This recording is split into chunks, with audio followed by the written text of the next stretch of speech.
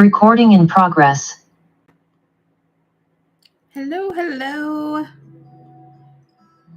As you are coming in this morning / afternoon, it's technically afternoon now. Go ahead and type in the chat for me where you are from. I like to know where people are connecting in from. And I'm going to see if I can.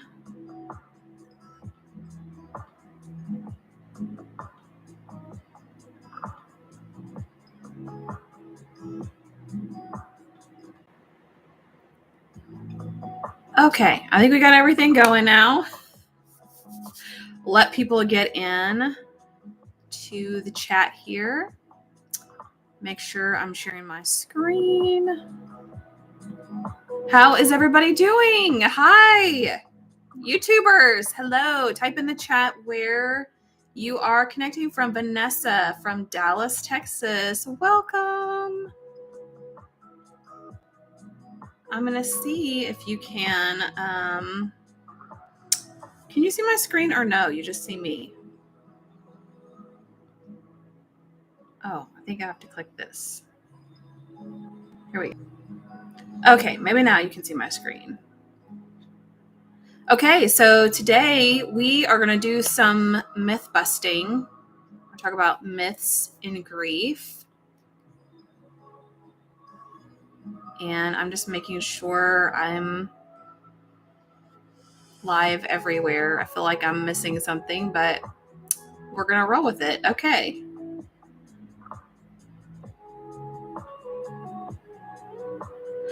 All right. So welcome. Good morning / good afternoon. It's 12:02 here where I am. So I guess technically it's afternoon, although I've been up since 1:30 a.m. So if there's something I say that doesn't make sense or is confusing, please just let me know in the chat, and I will clarify that because it has been an interesting day so far. So today, if you're not familiar, I know we have quite a few new people.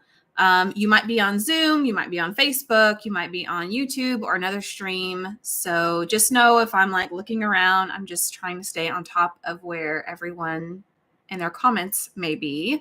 And I want to make sure that I try to acknowledge each of you. So we are here for a 3-day Grief to Growth challenge where we're going to learn about how why we feel stuck in grief, the sneaky ways that guilt can hold us back in grief, and what we can actually do about that. So today I want you to type in the chat. I invite you to type in where you're from and what you've been told or what you have been taught about grief. Go ahead and type that in the chat if there's been anything specific that you have been taught about grief. So while you're thinking about that, here, I just want to do a little housekeeping. If you are on my Zoom, if you're in the Zoom room with me, at the very bottom, there is a chat box. And if you're on YouTube, Facebook, anywhere else, you have the comments or the chat section as well. And you also have emojis. And I love when people in the chat room are super engaged and there's lots of energy there. So feel free to, like, whatever thought comes to mind, put it in the chat, put it in the comments, just put some emojis in there. Like, let me know you're there, you hear me, and what I'm saying either resonates or is totally confusing and you need me to rephrase it. I love the energy that's found in the chat. If you are in Zoom, then there is at the bottom of your screen a special Q&A box. And that is important because that helps me keep track of any questions that you may have asked. So sometimes people get real excited in the chat. Lots of lines and lots of emojis are happening, and it's hard to keep track of your questions or things that you want me to expand on. So if you put those in the Q&A box, it's easier for me to keep up. All right, so today I'm going to walk through my story and who I am. at the start of this 3-day challenge because we have some new folks. We're going to talk about some of the most popular grief myths that maybe you've been taught and maybe you've learned incorrectly, what the answer to grief recovery is. And then at the end, I actually have an invitation that I would like to share with you, along with some fast action bonuses for people that do want to join the Brave Widow community or who are interested. Hi, Judy. It's nice to meet you too. Welcome. I'd love to know where you're from, Judy. Put that in the chat. I'd love to know. So if you guys are okay with me sharing at the end about the Brave Widow community and some of the fast action bonuses that I have happening this week, please just type yes in the chat somewhere and that will let me know it's okay to share that. And if not, I won't share it. Okay, so some steps to success for this 3-day challenge. I invite you to attend live every day. So it's today, tomorrow, and Wednesday at 12 Central Time, which is now. Judy, Orlando. Awesome. Much better weather than what we have here probably in Arkansas. So I invite you to attend live every day. We do have a special Facebook group, and I would share the link. But it's very lengthy and weird. So if you just type Brave Widow Grief to Growth 3-day challenge, then you can find the Facebook group. If you're a Facebook person, it's free to join. You can engage with other people. You can engage as part of this process, and I would love to see you there. Julie from Philly. I don't know. Do people from Philadelphia like it if you call it Philly? I've just been there a couple of times. But hello, Julie, and welcome.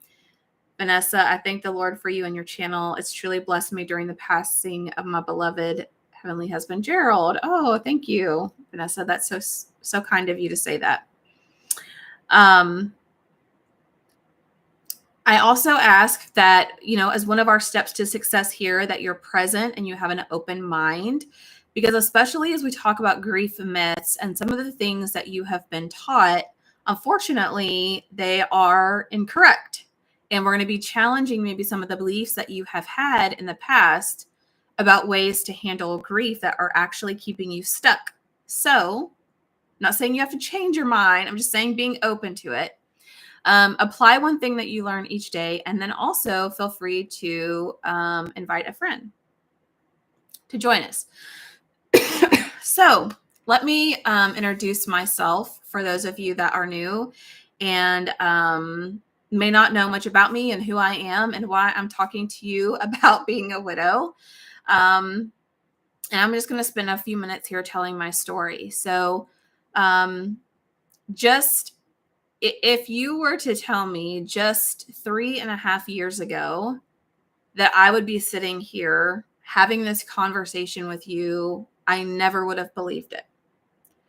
Just a little over 3.5 years ago, I watched as an ambulance took my husband of almost 20 years from our home, never to return. We both had COVID that morphed into double pneumonia, and he would end up spending a couple of weeks in ICU at a local hospital. And just 11 days after he was admitted into the hospital, I was called to meet with a physician in a family room. And I thought that our conversation was going to be talking about Nathan's next steps on his road to recovery. But there wouldn't be any. There wouldn't be any kindness. There wouldn't be any warmth. There wouldn't be any smiles. In a very cold and flat tone, the physician would simply say, "We think your husband's brain dead." In that moment, like the world stopped spinning, and I tried to wrap my mind around how we ended up here. How was I supposed to go home and tell my 4 kids, my 4 teenagers, that their dad had died? I worked in healthcare at this point for nearly 20 years. I mean, hospitals are where you're supposed to go to get better, right? Just 3 weeks after Nathan ultimately would die later that day, they would declare him brain dead. I had planned on hosting family and friends over for a day of celebration. As you can see here, I'd already ordered the t-shirts for our 20th wedding anniversary. We were having family and friends. We were going to have a big cookout. It was going to be this wonderful thing. And I was expecting that to celebrate that day as a wife and with joy and excitement. And instead, I ended up hosting family and friends over to honor Nathan's life, crushed and devastated by sadness as a widow, and now somehow a solo mom of these 4 teenagers. Just a few months later, I had someone build this memorial garden that you see here in my yard. It was supposed to be like this beautiful reminder that of Nathan and of the time that we had with him. And instead of being comforted by it, I found myself being tormented by it every day. Like every day, it was just a reminder that he wasn't going to be here and he was never coming back. So I distinctly remember one afternoon, I was sitting out on this bench that you see here, and I was just sobbing my eyes out. Like my chest hurt so bad that I thought my heart was going to explode. I wanted to die in this moment. And I thought about our 4 kids. And I thought about how, even though I was technically still alive, how I felt dead on the inside. And how effectively they might as well have lost both parents. And so I remember just in this moment deciding that I was going to have to figure out how to get on the other side of grief. That no matter what it was going to take, I was going to figure out how to not only get through grief, but create a life that I could actually enjoy again. It was at that moment that I decided to live for them. So the tears eventually stopped. I got up from this bench, I walked inside, and I just dove in head first. I ordered all the books, I signed up for the courses, I got a coach, I did all of the things that I thought would help me. I even launched a podcast called The Brave Widow Show, which some of you, that's maybe how you found me. Here, I would interview over 100 widows, and we would laugh together, we would cry together, we learned together, and we healed together during this time. I'm so happy and grateful to share with you that today I do have a life that I absolutely love again. I've done so much healing. I've gone on so many adventures. I've done things I never thought I would do, like public speaking and real estate investing and getting to meet Dave Ramsey in person and travel. And I even am now remarried to the most wonderful, amazing man, Robert. And I've gained a bonus son in this process. And it's been a wonderful and amazing experience. I am certified as a life coach and a leadership coach and a grief recovery specialist. And when I launched Brave Widow, is actually just over 2 years ago. And you can go back and watch some of my podcasts. They're terrible. The lighting is terrible. The sound is terrible. I had to pause it every 5 minutes and wipe my eyes because I was crying. But it's just been an absolutely wonderful experience. And I have just felt so compelled to help other people figure out this journey, not only of healing through grief, but of creating a life that they love again. So one of my coaches jokingly said, he's like, what you do for widows is like life coaching for widows, isn't it? And I was like, I didn't think about it that way, but it is. But in Brave Widow, for those of you that don't know, it's an online community. We have coaching in there. We have courses in there, but we view grief recovery and healing your heart as the foundation. So whereas a lot of grief recovery programs, it's about healing your heart, and it's about processing grief, and it's that container, and it's constrained to that. Well, in Brave Widow, that's just the beginning. So we honor the hurt and loss of your pain. We process grief. We work on emotionally healing your heart, and that is just the beginning.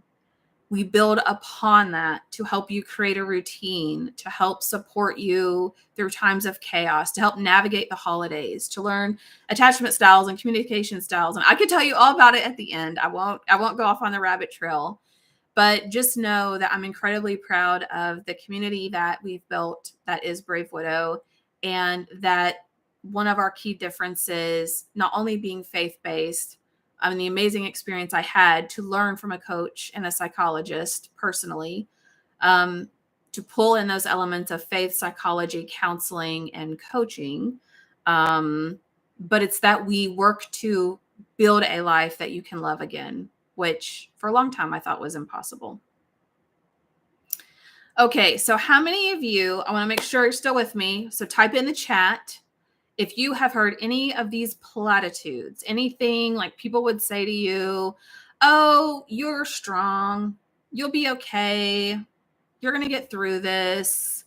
You got to be strong for your kids. Like if I had a nickel every time I heard somebody say that, you got to be strong for your kids. Like I was already a strong and resilient person. I didn't need people to remind me that. But a lot of times in grief, Judy says all of them. Yes, I've heard all of these and many more, but I have heard these a lot.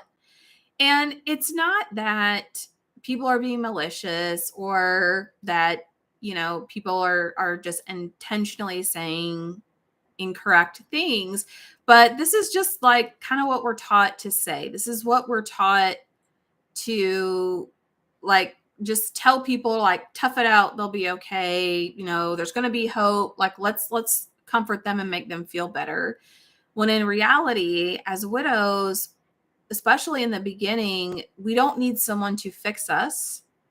We don't need someone to take away the pain, because guess what, they can't. We really need someone to sit in it with us and to listen. So there are several grief myths that we learn, and I wish that I had time today to teach you all of these and to walk through all of these examples, but unfortunately in the time together that we have together today, I don't. But I am going to focus on these top 3 that I've highlighted for you. And especially this first one here, that time heals all wounds. So have you guys heard that one before? Have you ever heard people say, oh, well, just give it time and it'll be better, or just, time heals all wounds, that sort of thing. Sometimes in grief, we learn that we need to stay busy, that we start to engage in behaviors like getting back to work really soon, like overeating or undereating, or even this one here, retail therapy. This is a really cute name that we give something that can have really a lifelong impact.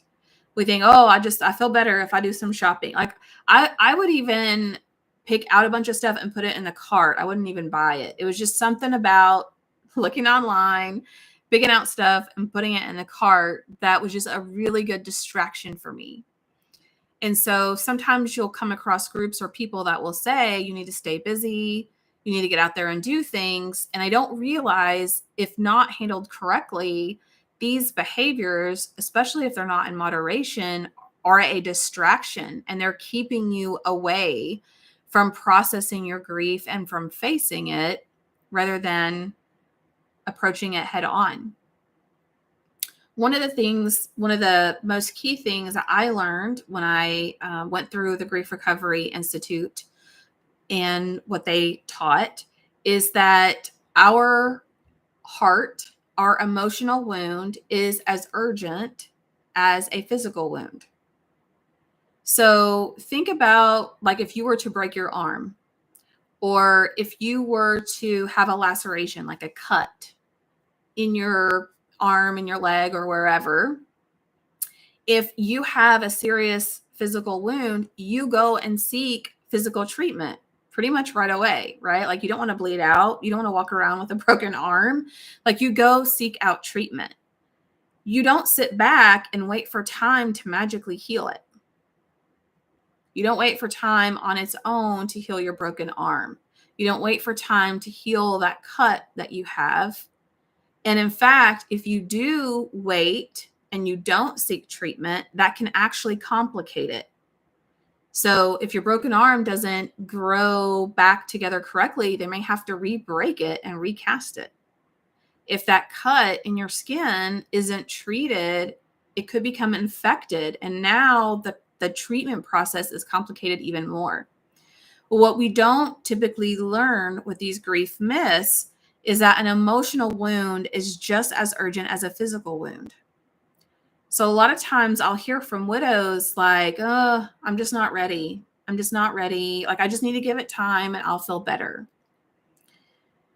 But how I have learned to think about time is that time is an ingredient in the recipe to healing, but time is not the recipe alone.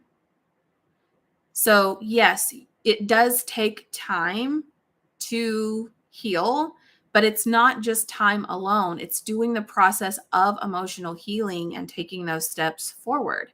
And the longer that you delay, the longer that you distract, the longer that you wait to sit in the pain and the suck and the grief and just the messiness of it, the more complicated it can become for you down the road. Now, that doesn't mean if it's been a long time for you, like there's no hope, right? It just means that you can build additional triggers. You can open wounds from the past of things that haven't been healed before, and that this can become just a compounding event that brings you to your knees. I want to, Vanessa, you better tell it. Thank you. I appreciate that. Judy says, so true. Yes. And it's sad. I feel like I had to invest a lot to learn those things because we're not taught that, right? We're taught to be tough and just like tough it out. Let me introduce you to Sobia. So Sobia was on the Brave Widow show a couple of months ago, and Sobia, like so many widows, believe the myth that time heals all wounds. We need to stay busy and we just need to be strong. Well, Sobia's husband died when her two kids that you see here were just ages 5 and 8. And because she believed these myths, that's exactly what she did. She powered through every day. She told her kids, like, hey, I just got to go through the motions. I know that, this isn't great right now, but I just got to be strong. I just got to wait until a point where I start to feel better. Like, just give it time. Like, I'm going to be fine. Like, she just kept every day. She just got up, went through the motions, and came home. And then in 3 years later, in 2021, she found herself in the middle of COVID lockdowns. And so Sobia found herself now, I'll say stuck in air quotes, at home much more often with her kids. And this began to open up a lot of very open conversations. She had no idea that this pandemic and this quarantine would turn into a personal awakening for herself and her kids. So as they began to have these very open and honest conversations, they told her that they were, number one, blown away by her strength. Like for 3 years, like she just been making things happen. Things have been moving forward. Like she was going through the motions, and they were so proud of her for doing that. And they also felt incredibly isolated and disconnected from her. So, as painful as that was for her to hear, she began to continue to have these conversations. It was very connective, healing, and cathartic.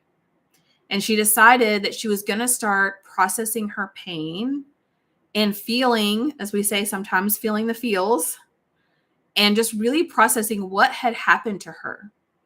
She told me that she realized 3 years after her husband died that she actually felt worse than 3 years before when he had died. Time had not made anything better on its own for her. So she began to journal, she began to meditate, she began to really peel back the layers of all of this hurt and loss. And she began to find freedom from this grief and this sorrow. And now I'm excited to share, she also is a coach and she helps other people and other folks that are experiencing grief. And she has a beautiful story. If you haven't watched it or listened to it, it's a wonderful episode to go back to. But I love highlighting her here because she's such a beautiful illustration that time is a component of healing, but it's not the only thing. I think about time in grief and healing as kind of like an investment account, right? Like, let's say you invested money in a retirement account, in a 401k or whatever that is. Like, time is going to compound more of what's in there. So if you invest $100 and that's it, time compounds on that $100. The interest compounds, your money grows, and time will grow that $100. Now, if you put in $1,000 or you put in $100 every week, then that keeps growing and time just compounds that and makes that exponentially bigger. So time compounds more of what is or what is happening. So what that means is if you are delaying processing your grief and healing your heart, if you are distracting yourself from grief, if you are out of fear, afraid to take any steps forward, to do anything awkward and weird and new, time is just compounding and building more and more and more of that.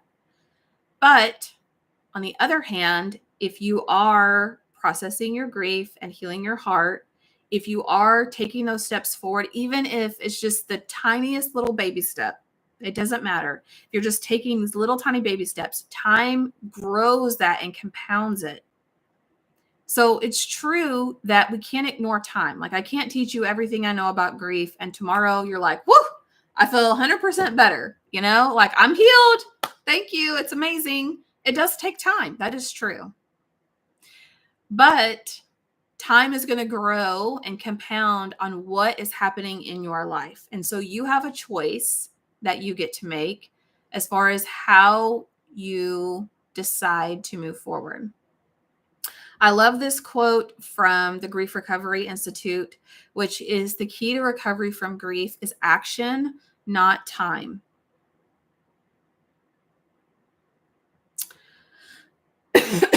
Okay. So have any of you gone to counseling? If you're okay with sharing that, I'm not going to ask you about it. Just put it, give me an emoji, put something in chat. Let me know that you're with me. But counseling is very common for widows. It tends to be like the first thing that we recommend people do is that they go and get counseling. And counseling is wonderful and helpful. And it's one of those, like, no one size fits all. So sometimes it's about finding the right counselor. It's about finding the right therapist. If you can, I really recommend that you try to find someone who has walked your journey, who has experienced something similar to you, or grief in some way, for example, that you're not necessarily working with someone who's just based in theory. When I went through a very intense 6-month faith-based life coaching program, and it was led by a 20-year practicing clinical psychologist and therapist, Dr. Betsy Guerra. She's amazing. I've talked about her a whole bunch. But she, is a practicing psychologist and counselor. And, she very much believes in counseling and therapy. And what I would say here is counseling is really helpful at processing the past, of helping to heal what's happened to us in the past so that we can move from a state of dysfunction to function. Hold on just one second. Just have to come back. Sorry. Had someone unexpected at my door. Therapy is good about processing things that have happened in the past, from helping us move from a state of dysfunction to function. But where most widows and most clients come to me is at the point where they have been in therapy for a few months or even for a few years, and they feel like, to an extent, counseling or the groups have helped them with processing the past, but it isn't helping them to move forward. That was a point where I found myself at, where I worked with a psychologist and a counselor for a period of time. And I felt like I started to process the loss and some of the things that had happened. But then I came to this reality of like, so now what? Like, now this is just my life now. Like, I have to accept this is my reality. Like, this is really depressing and just sucks. Like, wow, this is just it from now on.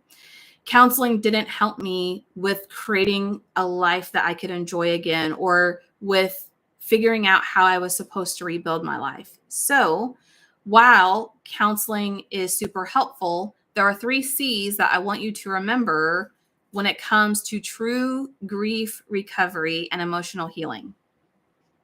Okay, so the first one is counseling. We've talked about that and how counseling can help support you. And the second is coaching. So if it was not for my coach, Dr. Betsy Guerra, who, yes, is a counselor and a coach, if it wasn't for her, I would not be sitting here today. Brave Widow, would probably be a thought in the back of my mind. It would be something like I would wait until I was more confident. I don't even know if I would have launched it by this point. It'd probably be one of those things that I would just do one day. But the difference between counseling and coaching, generally speaking, is that while counseling helps to process the past, coaching is very focused on the future. So yes, as a coach, and especially from my aspect as a coach of widows, I look at the past and I look at your hurt and loss as a foundation.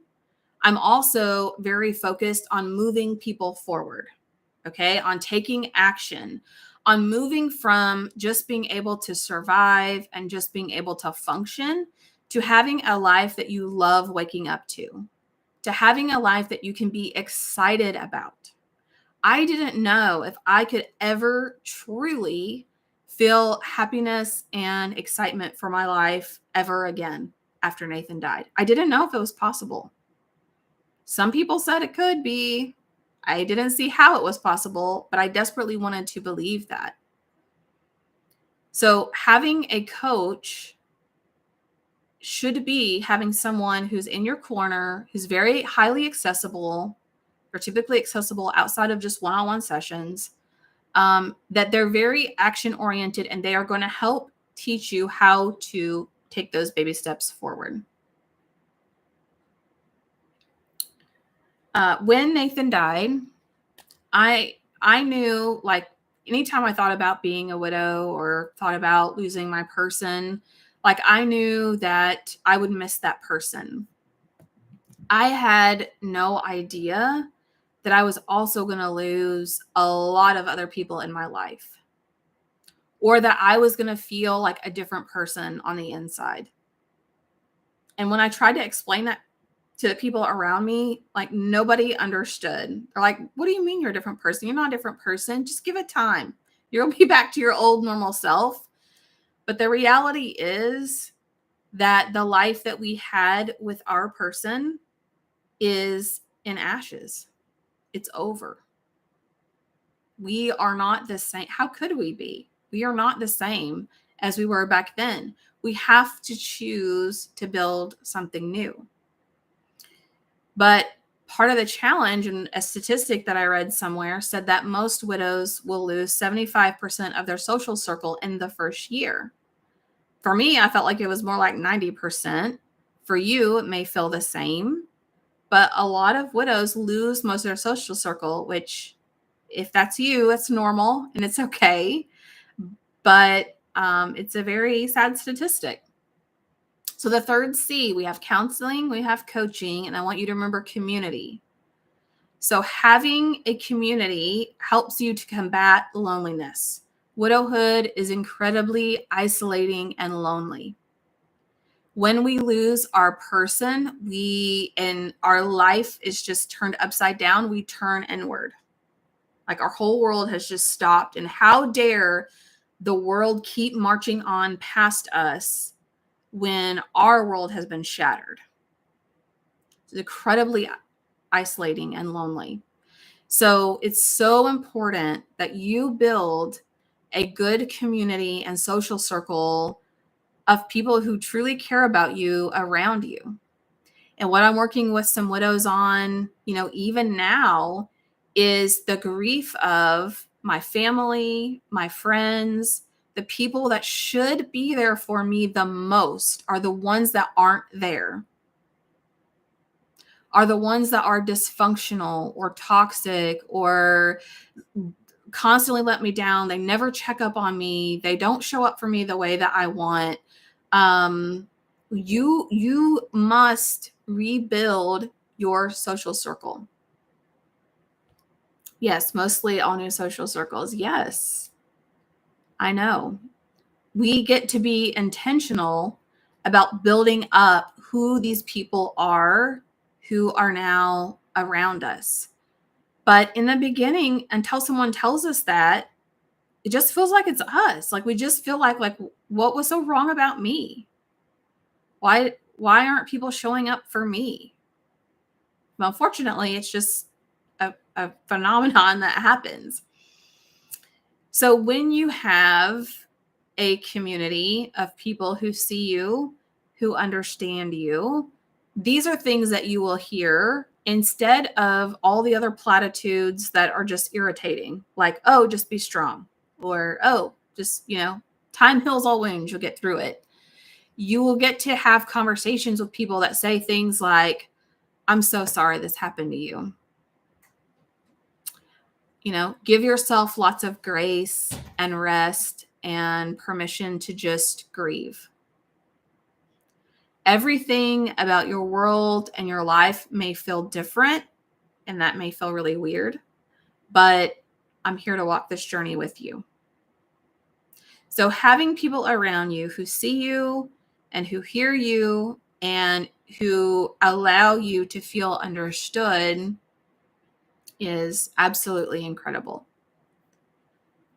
Okay, so what I want to do is, as we have covered those myths of grief, is I'm just going to check and see if I've had any questions. I don't see any questions that have come in, but if you have any questions about anything I've covered or you want me to expand on it more, go ahead and type that in the comments, or if you're in Zoom, type it in the Q&A and I will talk more about that. While you're thinking of that, I do want to share with you, I got some yeses earlier, so I want to share with you about the Brave Widow community and what's in there. So when I was, in my first year or two of widowhood, there was just this complete state of overwhelm. And even though I joined tons of Facebook groups, I'm still a part of a lot of Facebook groups. I joined grief groups. I, read the books, listened to the podcast, did the courses, invested as much as I could in learning about what I was supposed to do. There wasn't anything that was like a one-stop shop, if you will, of everything that I needed to know to learn how to not just navigate grief, but how to, how do you make friends at 40? Is there an app for that? How do you do that? What if you're an introvert and you're a homebody and you hate small talk? how does that person make friends? Because that was totally me. How do you navigate just having brain fog? How do you start to think about dating if you're curious or you're interested about that? And so what I created is called the Brave Widow Membership Community. And initially it was very a la carte. Like you would come in and it's kind of like Netflix. Like you could take this course if you want to learn about this. There's this course and these resources if you want to learn about that. And then we also would have routine live calls. We have forums that you can go in 24/7 and you can connect with other people. You could ask questions for guidance. But I think it left people feeling a little bit like, oh, I don't really know where to start. So I started up the mastermind, what I call a mastermind, in August. And I meet with a group of masterminders for 2 hours pretty much every week. And so what I wanted to include as part of this bonus for people that are interested in joining the community is a series of systems like A to Z, right? So if you're a brand new widow, or if you are struggling with emotional healing, if you're struggling with having a routine that supports you, you feel overwhelmed all the time, if you are struggling with feeling like you're actually moving forward, if your confidence is an issue, like from A to Z, from start to finish, walking you through the different systems of what you should focus on as your next step to help you move forward. We teach attachment styles, we teach boundaries, we teach communication techniques. I teach just like a plethora of things that will help support you in your life. So for people that want to sign up for the Brave Widow membership community, between now and Friday midnight, I'm going to check my dates here. Between now and midnight on Friday, I'm doing a special fast action bonus. So to reward people who make decisions and who take action, I'm actually cutting the price 50%. So instead of $97 a month, it's $47 a month. Or if you like a deal, I love a good deal, then for $97 a quarter, that's essentially paying for 2 months and getting 1 month free at the 50% off rate. And the only way you can access this is by going to bravewidow.com/fast, FAST.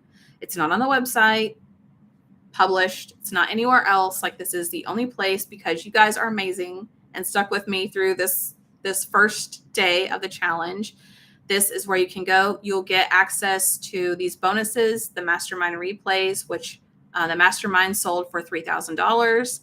And then the dating masterclass series, which I've sold up to $500. It's a 7-part series on all things relationships, not just dating, but it's geared towards dating. Okay. Question. Ooh, I got a spicy question. What do you know about Widow's Fire and how to control it? Well, I don't know that there's a lot that you could do to necessarily control it. And Widow's Fire, for people that don't know, is trying to think of a nice way to say this, because I'm streaming live on social media, is essentially that craving for physical intimacy and physical closeness. And I'm going to let you in the comments tell me if I'm getting there without just outright saying things. But, essentially your body physically is grieving in its own way. And you're used to having that close touch and connection and being grounded with another human being. And then overnight, suddenly that no longer happens. So there are some things that you can do to help with that. But I would love to take that question, I think, outside of this webinar, since we're focused through grief myths. But I would love to connect with you more about some suggestions that I have for that. Part of it is allowing your body to grieve. Part of it is allowing you to feel grounded and to help calm your nervous system. So for a lot of us, when we're first widowed, we go into this whole fight or flight, very instinctual response to things, and that really keys our bodies up. So we have ways of allowing our nervous system to relax and allowing ourselves to still have physical touch, although it's a different intimacy. What I won't suggest, that I know a lot of groups will, is I'm not big on hookup culture. I'm not big on, oh, you've been through so much, you just go out there and sleep around with people. Um, I can't tell you, I cannot tell you the number of people that start out super excited about like friends with benefits. They start out excited with, one night stands or hooking up with different people, and it feels good and it's exciting, and they're like getting all of this widow's fire and this craving out. And it's a very short term thing where months later, often that same person will come back to the group or come back to me and say, this is a disaster. Like, I didn't want to catch feelings for this person, but I did. I know it's never going to work out, or I even wouldn't want it to work out. And now emotionally, I'm a mess. And now it's also brought up all of this grief that I have from my spouse that maybe I didn't process, or maybe I was using this as a distraction. In the grief recovery method, physical intimacy and sexual relationships are listed as one of the, they call it short-term energy relieving behaviors, which is a long way of saying behaviors that we do outside of moderation to distract ourselves from processing grief.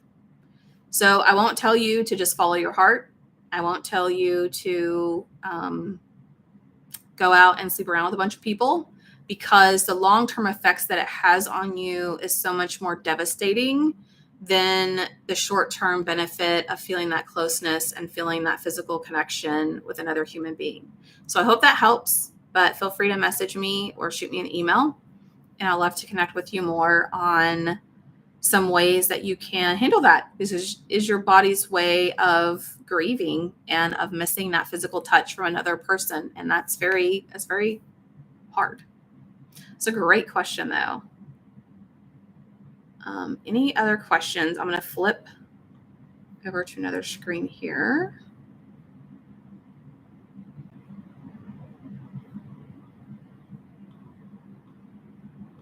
Okay, don't see anything over here.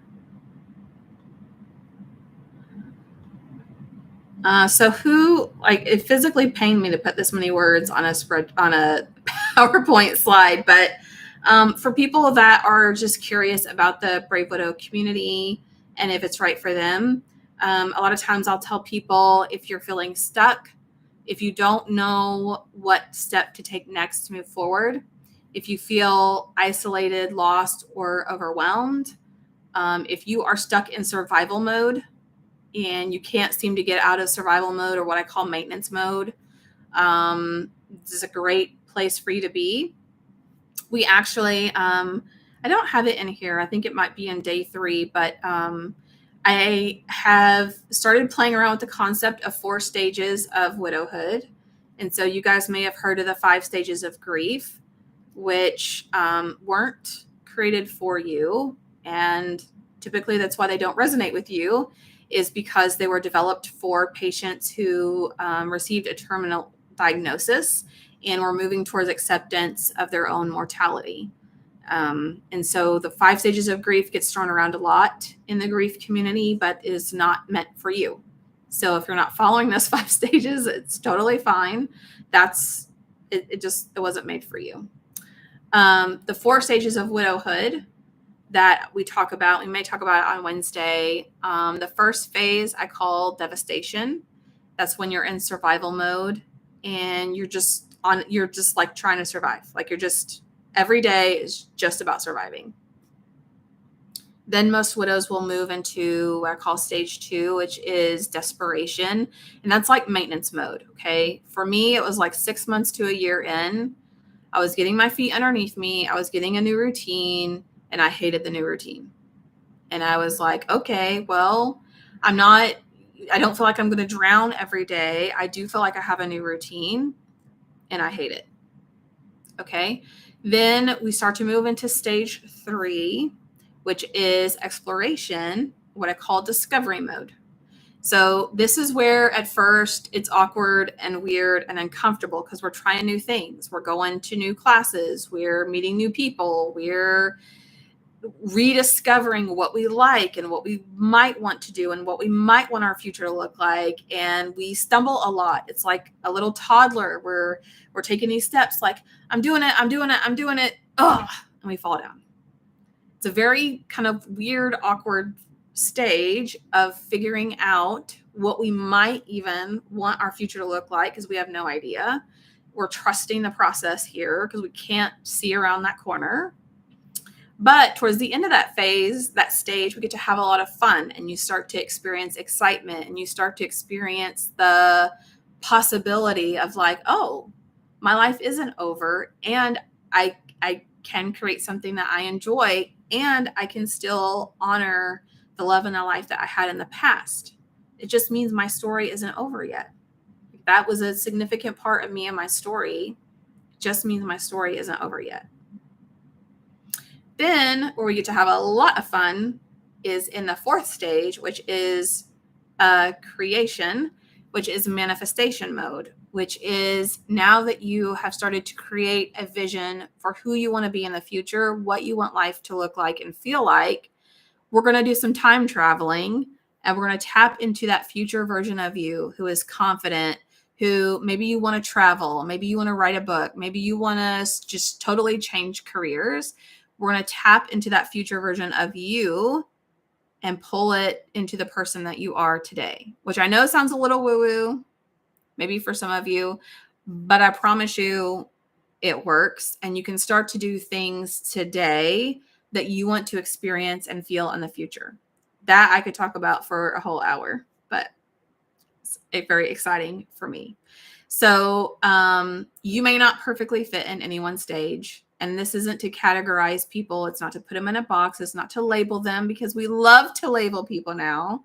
We love to give labels, right? But it's just an illustration of kind of the arc of there is a season for everything, as the Bible says. So there's a season of mourning, there's a season of grieving, there's a season of healing and of discovery and coming into our purpose and our meaning. And it is my greatest honor to be able to help widows figure that out in a way that's as least volatile and painful as possible. We have widows that have published books, widows that have launched businesses, widows that have started new careers, widows that have stopped generations of family dysfunction and trauma and have changed their family tree. We have widows that have just really done amazing things, and it all starts with these little baby steps to move forward. Okay, well, I don't see any other questions coming in. I would love to see you in the community. If you want to join with this price and these bonuses, go to bravewidow.com/fast. If you are kind of on the fence and you're like, I don't really know if this is for me. I don't know if it's going to help me and my situation. The answer is yes, it can help you. Okay. It's going to meet you where you are and help you. But if you want to learn more or you want some time for me to learn about you, to just take in everything I can about your challenges and your one-on-one situation and your situation, then you can actually schedule a consult with me for free. It's an hour. And I have a process that I run through where I help you determine your very next step and what I would recommend for you, what I would do if I were in your shoes, whether or not that's part of the community, whether or not it's part of coaching. I give those options. Do you have one-on-one counseling with you? So yes, we call it coaching because counseling's very heavily regulated. But yes, I do one-on-one coaching and I would love to talk with you. You can shoot me an email, Emily@bravewidow.com. Or if you go to bravewidow.com, there is a button on there to schedule a consult, and it doesn't cost anything and it's no pressure. I'll walk you through, some of the different options that I think would best support you and what I would do in your situation. And it's just a great way to connect. Like, even you're going to get value out of going through the call, whether or not you like whatever you choose to do to move forward. I am not a salesperson, but I feel very compelled to tell people about the community and how I can help people because I've seen it work, not only for me, but for so many other amazing widows that are out there. And that just like fuels the fire within me. So fabulous. Awesome. Well, you guys have been so great. Thank you for engaging and participating. And I would love to see you here tomorrow. Tomorrow we're talking about how to think about it. Tomorrow we're going to talk about guilt and grief. So if you've experienced guilt, if you want to know why you feel guilty, if you want to know like how do you navigate around the guilt, then join me tomorrow, same time, same place. If you can't join tomorrow, I am going to be sending out a replay and posting it out there, so that will be available. Our stories are very similar. Oh, I want to, Judy, I want to say I love that our stories are very similar, but also it breaks my heart because I know it's not easy. It's not easy, but I would love to talk with you and learn more about you. So yeah. Okay, I'm going to go. I'll see you guys tomorrow and talk with some of you soon. Bye.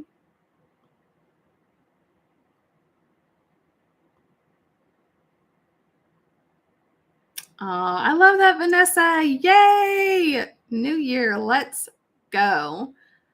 Well, thank you for hanging out with me and engaging with me. And I hope that I will be able to see you tomorrow as well.